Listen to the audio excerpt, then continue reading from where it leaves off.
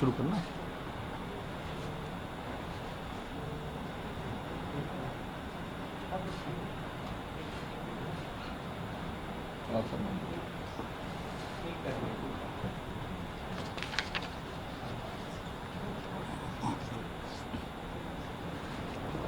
ANI से कौन है? लाइव है कि नहीं? कल की तरह गड़बड़ हो गया था। चलिए।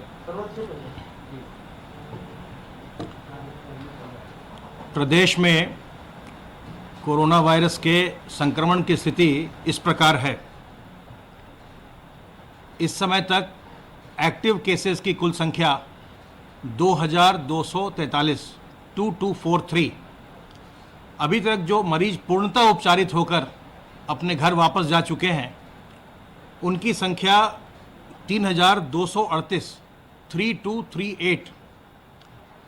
24 घंटे में, पिछले 24 घंटे में कुल 263 संक्रमण के नए मामले आए हैं और अभी तक जब से ये प्रारंभ हुआ है कोरोना का संक्रमण, कुल 138 मृत्यु इससे हुई है।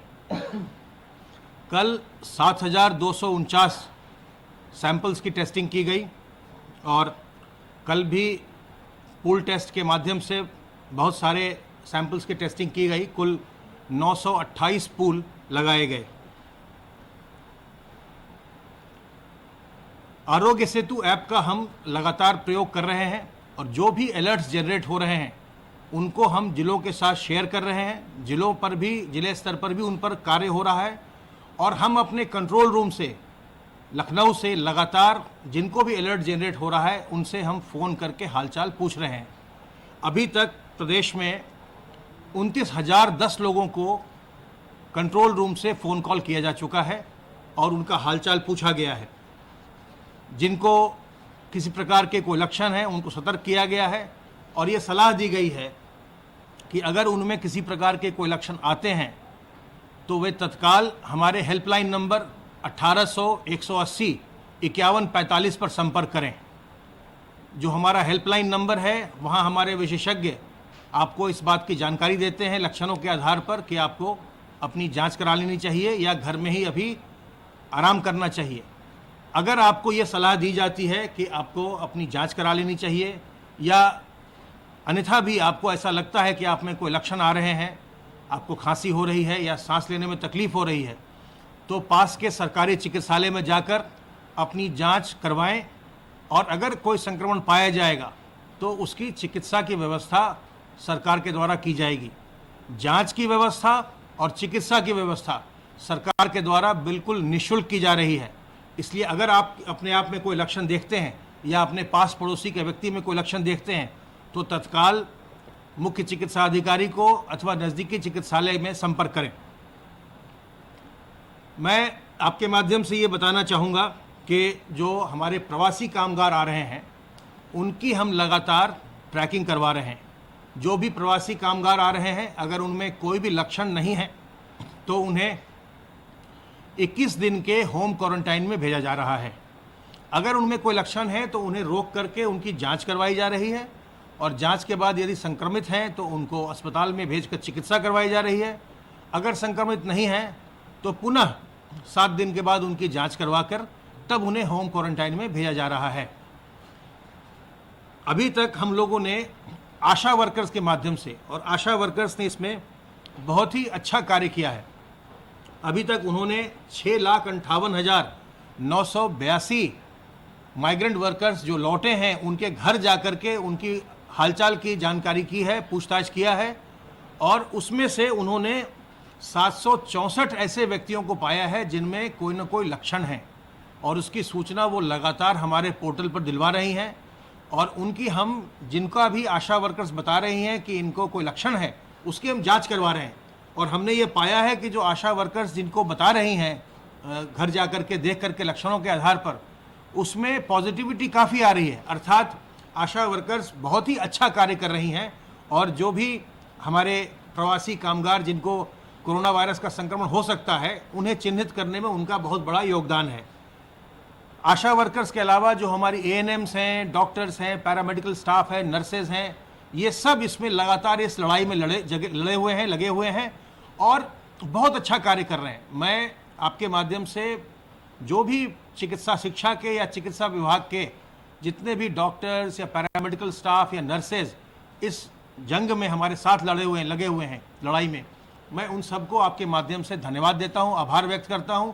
और साथ ही जितने लोग और भी, चाहे वो पुलिस के कर्मचारी हैं, चाहे राजस्व विभाग के हैं, चाहे सैनिटाइजेशन के हैं, जो इस पूरी मुहिम में हमारे साथ हैं, उन सबको मैं धन्यवाद देता हूं।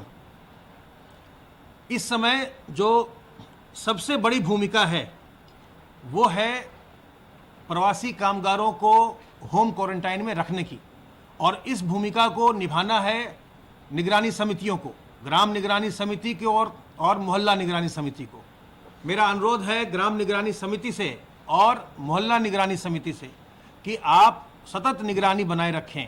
जो भी प्रवासी कामगार लौट रहे हैं, होम क्वारंटाइन में जा रहे हैं, सबसे पहले तो आपको ये सुनिश्चित करना है कि उनके घर पर एक जो फ्लायर लगाया जाना है, एक जो पोस्टर लगाया जाना है, जिसमें तिथि लिखी होगी कि किस तिथि से किस तिथि तक वो होम क्वारंटाइन में है, वो फ्लायर उनके घर के सामने जरूर लगा होना चाहिए। और आपको ये सुनिश्चित करना है कि जब तक उनकी तारीख है होम क्वारंटाइन की, वो अपने घरों में ही रहें, घर से बाहर न निकलें।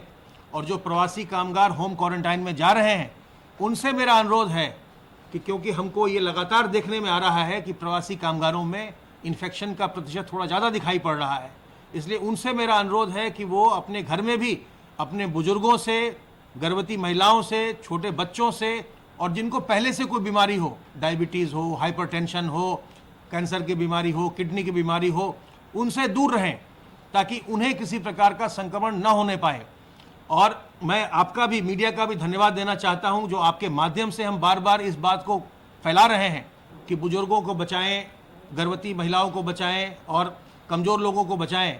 उसका नतीजा ये हुआ है कि 1 महीने पहले जो हमारे कुल संक्रमण में से जो प्रतिशत होता था, तो इस वक्त जो वो 9% के आसपास था। इस वक्त आज वो लाइव तस्वीरें जो आप देख रहे हैं, तो साफ तौर पर आपको नजर आए डॉक्टर हर्षवर्धन ने पदभार संभाल लिया है। बहुत अहम जिम्मेदारी डब्ल्यूएचओ में उन्हें मिली है। जिस पद की जिम्मेदारी उन्होंने संभाली है, ये पहले जापान के डॉक्टर हिरोकी नाकातानी की जगह है जिस पर पदभार ग्रहण कर रहे हैं इस वक्त डॉक्टर हर्षवर्धन, जो अभी 34 सदस्यीय बोर्ड के चेयरमैन होंगे। खबर इस वक्त आपको बता रहे हैं, लाइव तस्वीरें आप एक तरफ देख रहे हैं जहां पर डॉक्टर हर्षवर्धन आपको नजर आ रहे हैं, और दूसरी तरफ एक अहम press conference corona bulletin Uttar Pradesh सरकार का चल रहा है। इसके बारे में थोड़ा सा मैं आपको बता दूं, पिछले साल दक्षिण पूर्व एशिया ग्रुप ने यह फैसला कर लिया था कि इस बार बोर्ड चेयरमैन का चयन भारत की ओर से होगा, और ये पद हर साल बदलता रहता है।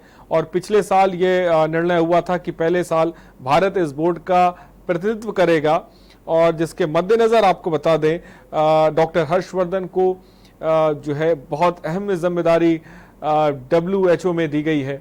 जो लाइव तस्वीरें इस वक्त आप अपने टीवी स्क्रीन पर आप देख रहे हैं।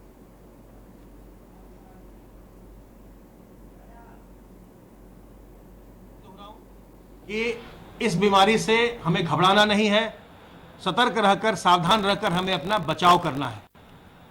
इस बीमारी की इस समय कोई वैक्सीन नहीं है, न ही कोई दवा है, इसलिए सावधान रहकर अपना बचाव करना ही सबसे अच्छा तरीका है। और इसके लिए साबुन पानी से बार बार हाथ धोते रहना, अपने मुंह और नाक को सार्वजनिक स्थलों में ढक कर रखना, चाहे आप मास्क से ढकें, दुपट्टे से ढकें, रुमाल से ढकें, गमछे से ढकें, उसको ढक कर रखें। सोशल डिस्टेंसिंग बनाएं, किसी भी जगह आप जाएं तो किसी दूसरे व्यक्ति से कम 2 गज की दूरी मेंटेन करें, और अपने शरीर की प्रतिरोधक क्षमता को बढ़ाइए। इसके लिए नीम की पत्ती का सेवन करिए, अजवाइन का अर्क सेवन करिए, तुलसी और अदरक के काढ़ा का सेवन करिए, गर्म पानी पीजिए, गिलोय का रस पीजिए, जिससे आपके शरीर की प्रतिरोधक क्षमता अच्छी रहे, ताकि अगर आपको संक्रमण होता भी है तो संक्रमण आपका कोई नुकसान न करने पाए। सावधान रह के इससे बचाव करना ही सबसे अच्छा तरीका है। और इस समय सबसे महत्वपूर्ण भूमिका हमारे ग्राम निगरानी समिति और मोहल्ला निगरानी समिति की है, जिनको प्रवासी कामगारों के जो होम क्वारंटाइन है उसको सुनिश्चित करवाना है। अब मैं अनुरोध करूंगा अपर मुख्य सचिव गृह से कि वो आगे की बातें बताएं।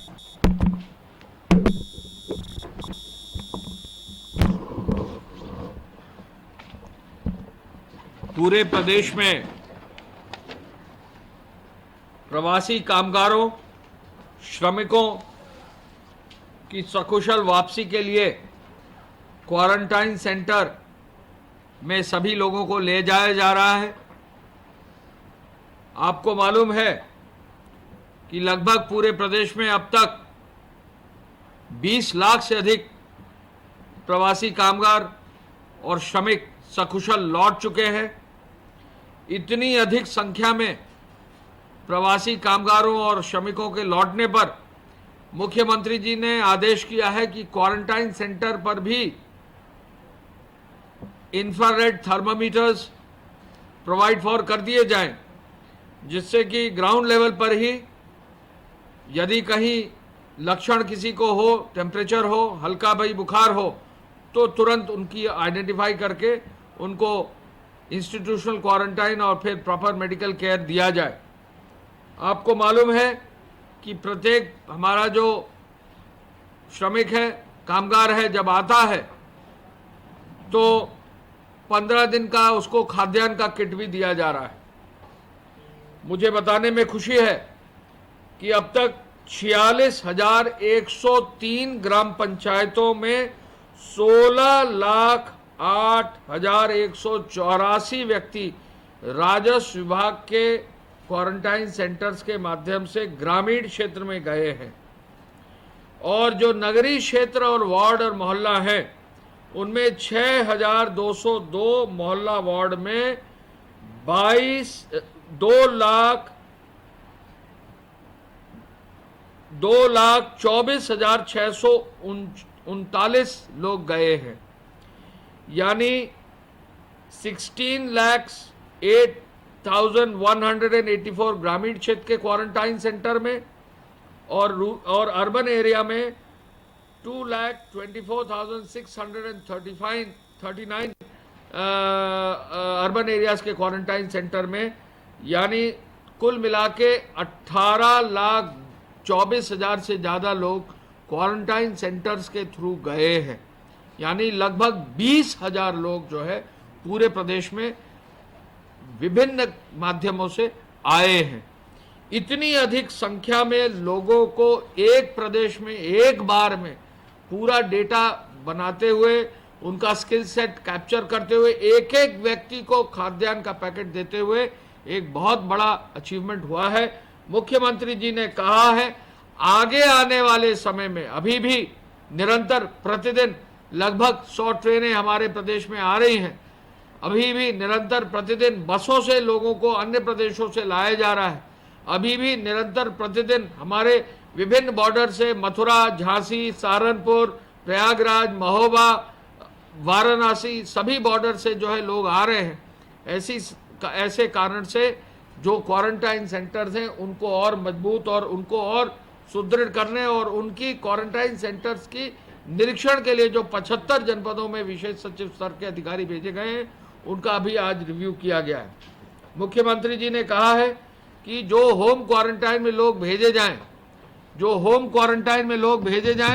उन होम क्वारंटाइन में लोगों को भेजते वक्त ये इंश्योर किया जाए कि वहाँ मोहल्ला समितियों को उनकी पूरी जानकारी हो जाए। मोहल्ला समितियों को अगर जानकारी होगी तो वो इंश्योर करेंगे कि लोग अपने होम क्वारंटाइन में रहें, लोगों को प्रचार करेंगे, लोगों को समझाएंगे, वहाँ जो भी ग्राम, मोहल्ला और ग्राम हैं वहाँ पर लोगों को जागरूक भी करेंगे। जो लोग लौटे हैं उनको जागरूक करेंगे, उनके परिवार के लोगों को जागरूक करेंगे, उनके आसपास के लोगों को जागरूक करेंगे। तो ये आज जो है निर्णय हुआ कि आज हर हालत में क्वारंटाइन सेंटर्स का पुनः एक नए सिरे से जो है उनका निरीक्षण किया जाए। हाईवेज की पेट्रोलिंग के लिए जो है विशेष रूप से मुख्यमंत्री जी ने आज पुनः कहा है। आपको मालूम है 1 या 2 एक्सीडेंट्स की सूचना आती है, उन एक्सीडेंट्स पर तुरंत जिला मजिस्ट्रेट और संबंधित पुलिस के अधिकारियों को आदेशित किया जाता है कि तुरंत घायलों का उपचार करें, तुरंत उनको अस्पताल ले जाएं, जहां जिस तरह की आवश्यकता हो उनको आगे व्यवस्था सुनिश्चित करें। लेकिन फिर भी जो है पेट्रोलिंग को और बढ़ाने का निर्देश पुलिस को आज उन्होंने दिया है। लॉकडाउन 4 के बाद बाजार विभिन्न जनपदों में जिला मजिस्ट्रेटों ने अपने व्यापार मंडलों से राय मशवरा करके बाजार खोले हैं। सोशल डिस्टेंसिंग फॉलो करना है। बाजारों में ये इंश्योर करना है कि प्रत्येक दुकानदार जो है अपने पास सैनिटाइजर रखे, प्रत्येक दुकानदार जो है इंश्योर करे कि वो खुद मास्क पहने, ग्लव्स पहने, प्रत्येक दुकानदार ये इंश्योर करे कि जो खरीदार आए वो बिना मास्क के अगर आता है तो उसको कोई सामान न दे, क्योंकि अगर कोई भी व्यक्ति नियमों का पालन नहीं कर रहा है तो उसको कहीं भी एंटरटेन करने की आवश्यकता नहीं है। आपको ये भी मालूम है कि यदि मास्क जो है नहीं पहनता व्यक्ति तो अब जुर्माना लगना भी शुरू हो गया है। और मुझे बताने में मैं बताना चाहूँगा कि पिछले 2-3 दिन में 5,000 से अधिक लोगों को मास्क न पहनने पर 100 रुपये का जुर्माना जो है पुलिस द्वारा अब जारी कर दिया गया है, जुर्माना लिया जा रहा है।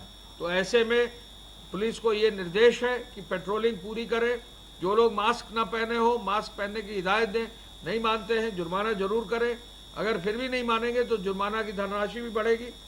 मुख्यमंत्री जी ने क्वारंटाइन सेंटर्स में जो थर्मोमीटर लगाने और पल्स ऑक्सीमीटर लगाने यानी ऑक्सीजन लेवल को भी चेक करने के लिए भी इंस्ट्रूमेंट्स लगाने का निर्देश दिया है।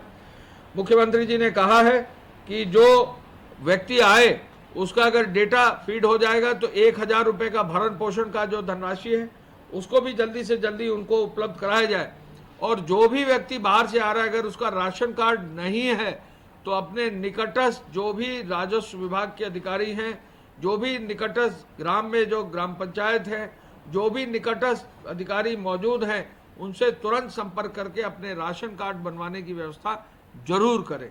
हर व्यक्ति को राशन कार्ड मिले, हर व्यक्ति को निःशुल्क खाद्यान्न मिले, ये निर्देश आज मुख्यमंत्री जी ने दिया है। मुख्यमंत्री जी ने कहा है कि बेहतर संवाद बनाकर जनपदों में अच्छा कार्य हो सकता है।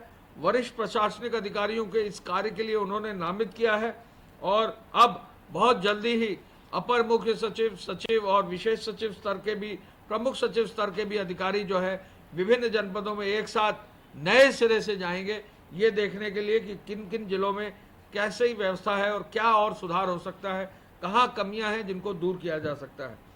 कोविड चिकित्सालयों का निरीक्षण करने के लिए नियमित निरीक्षण करने का भी निर्देश मुख्यमंत्री जी ने कहा है। उन्होंने ये भी कहा है कि वेंटिलेटर चल रहे हैं कि नहीं, ऑक्सीजन की मशीन चल रही कि नहीं, ये जाकर मौके पर देखा जाए, ये निर्देश उन्होंने कहा है कि इसको इंश्योर किया जाए।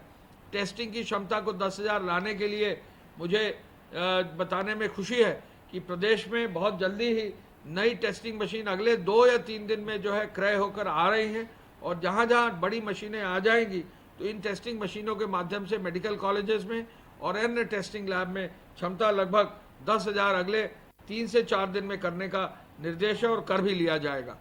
कृषि विभाग ने गेहूं क्रय में अच्छा कार्य किया है। कृषि विभाग के अधिकारी अब गेहूं क्रय केंद्रों का निरीक्षण भी कर रहे हैं। हमको ये बताने में खुशी है कि गेहूं क्रय केंद्रों पर कहीं भी जो है शिकायत नहीं आई है। अगर कहीं 1-2 शिकायत आई भी है तो वहाँ जिले के अधिकारियों को, जिलाधिकारियों को, कृषि विभाग के अधिकारियों को कहा है यदि कहीं भी गेहूं क्रय केंद्र पर शिकायत पैसे लेने की या किसी भी प्रकार की आएगी तो FIR तुरंत दर्ज करके ऐसे लोगों पर कार्रवाई जरूर की जाए। ट्रेनों के आने के बारे में आपको मालूम है कि जबरदस्त रूप से जो है ट्रेनें आ रही हैं। अब तक 930 ट्रेन प्रदेश में आ चुकी हैं। कुल मिलाकर 12,33,000 से ज़्यादा लोग केवल जो है इन ट्रेनों से आ चुके हैं। अब तक हम जो सहमति दे चुके हैं 1199, लगभग 1200 ट्रेनों की जो है हम सहमति दे चुके हैं, यानी 16 लाख से अधिक लोगों की सहमति भी दे चुके हैं, जिनमें से 12,33,000 लोग आ चुके हैं। आज भी लगभग 117 ट्रेन हमारे प्रदेश में आने को है।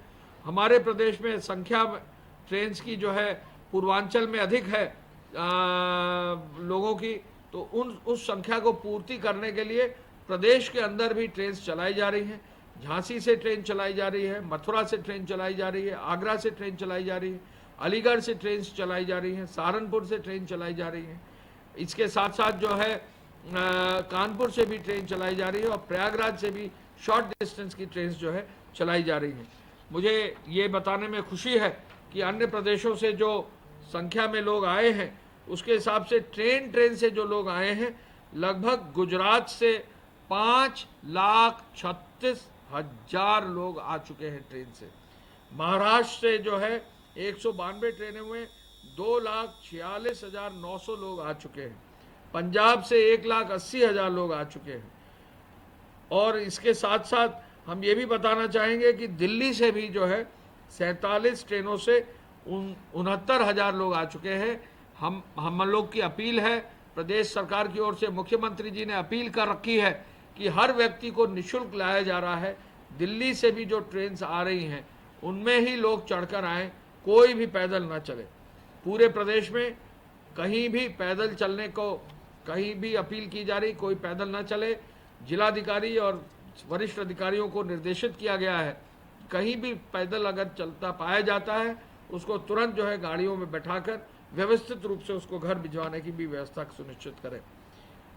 आज प्रदेश में इतनी अधिक संख्या में जहां बाहर से लोग आए हैं तो उनको व्यवस्थित रूप से आगे बढ़ाने में कार्य जो हो रहा है उसके लिए आज पुनः मुख्यमंत्री जी ने ये आदेश दिया है कि जो इकोनॉमिक पैकेज का प्लान है उस पर अगले 2-3 दिन में जो है हर विभाग का प्रेजेंटेशन देखेंगे और उस पर कार्य सुनिश्चित करेंगे।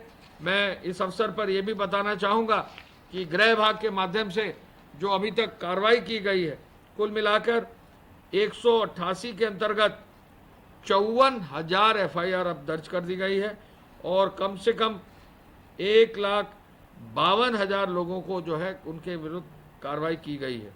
साथ साथ जो FIR EC एक्ट में की गई है, जमाखोरी में की गई है, लगभग 639 FIR 639 FIR EC एक्ट में की गई है और 300 लोगों को अब तक गिरफ्तार कर लिया गया है। हॉटस्पॉट के एरिया में आपको मालूम है कि लॉकडाउन 4 में हॉटस्पॉट के और कंटेनमेंट जोन का एरिया सबसे क्रिटिकल है, क्योंकि कंटेनमेंट जोन के बाहर कई प्रकार की छूट दुकानों के बारे में, इंडस्ट्रीज के बारे में, मूवमेंट बारे में दी गई है। लेकिन हॉटस्पॉट के एरिया को और मजबूती से देखने के लिए आज उन्होंने मुख्य सचिव को और DGP साहब को पुनः कहा है कि वरिष्ठ अधिकारियों को भेजकर जो हॉटस्पॉट्स विभिन्न जनपदों के हैं उन पर विशेष रूप से कार्य करते हुए उनमें लॉकडाउन मजबूती से किया जाए, जिससे कि कहीं भी कोई भी जो संक्रमण है उसको फैलने की जो है कार्रवाई रुक सके और हॉटस्पॉट के क्षेत्र में प्रभावी कार्रवाई करके 14 दिन में 21 दिन में आगे उसको संक्रमण मुक्त कराया जा सके। धन्यवाद। Thank you.